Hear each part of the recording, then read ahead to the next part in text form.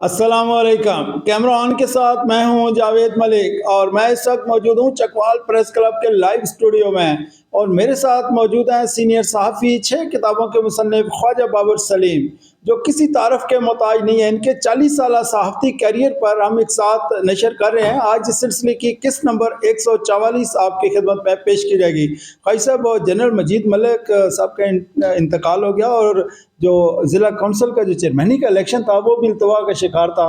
उस हवाले से थोड़ा बताइएगा क्या अपडेट्स हैं? जी हाँ, ये बिल्कुल ये उस वक़्त तो ये जनरल मजीद मलिक आखिरी तबीयत जब उनकी सारी ज़िंदगी बड़ी, मैं समझता हूँ कि 94 साला जनरल मजीद मलिक, तो वो आखिरी वो 5-6 दिन ऐसे वो कोई साहिब फराश हुए हैं। तो ये अब्दुल जामी ये उनके इंतकाल से 2 दिन कबल ये उनको मिलने के लिए उधर गए हैं। तो डॉक्टर कैसल मजीद मलिक डॉक्टर भी थे, तो वो बेटे भी थे, तो वो उनके पास मतलब है ये जनरल मजीद मलिक ने आखिरी सांस उधर लिया। तो वो अब्दुल जामी बताते हैं कि भाई जनरल मजीद मलिक ने मुझे पैगाम भेजा कि भाई असलम सेठी को मेरा पैगाम भेजे कि वो मुझे मिल नहीं रहा है। तो वो भाई असलम सेठी मिले, तो वो बहरहाल पैगाम भी कन्वे हुआ। तो असलम सेठी बहरहाल जनरल मजीद मलिक आने नहीं, वो मेरा जो अंदाज़ा है वो चाहते थे कि वो नहीं मसगर, क्योंकि चेयरमैनी के थे ना, तो ये तनवीर असलम सेठी और सेठी ग्रुप ये उधर मलिक सलीम इकबाल के साथ लाइन अप था।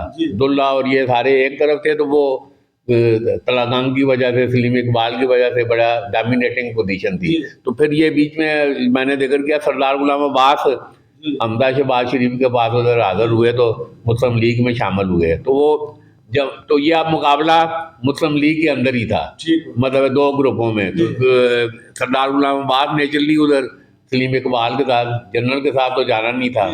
13 में जो उनके साथ जनरल मजीद मलिक ने अपना हिसाब चुकाया था। तो ये सियासत में तो ये ऊपर नीचे होता रहता है। तो वो बहरहाल नेचुरली यही था कि वो सलीम इकबाल के साथ जाएंगे।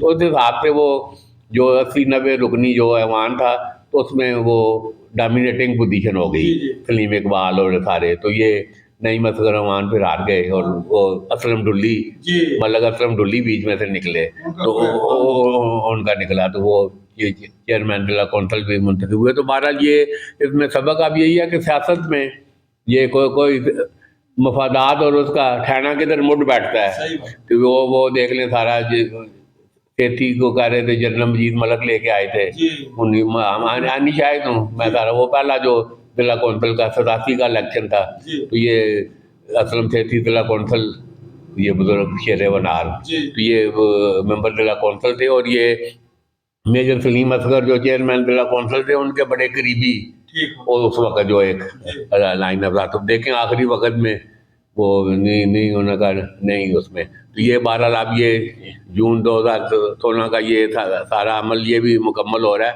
तो अब ये बड़ा अब ये मुंतखब ये नुमाइंदे भी बैठ गए हैं, मुंतखब जमाती बुनियादों पर ये हुए हैं। तो अब ये असलम डुल्ली, तो ये एक चौधरी अब्दुल गफूर, ये MD टूरिज़म, तो ये इधर चकवाल प्रेस क्लब आए हैं टूरिज़म के हवाले से। तो उधर जिला कौंसिल में भी तो ये एक बड़ा दिलचस्प, तो ये इस वक्त जो टूरिज़म की मुँह शक्ल है, तो इसमें भी चकवाल प्रेस क्लब ने उस वक्त चौधरी अब्दुल गफूर जो MD टूरिज़म थे, तो ये इधर एक बड़ा भरपूर इधर हमने प्रेस क्लब में ढोलों बाजों थे, तो उसकी हम जिक्र आगे करेंगे।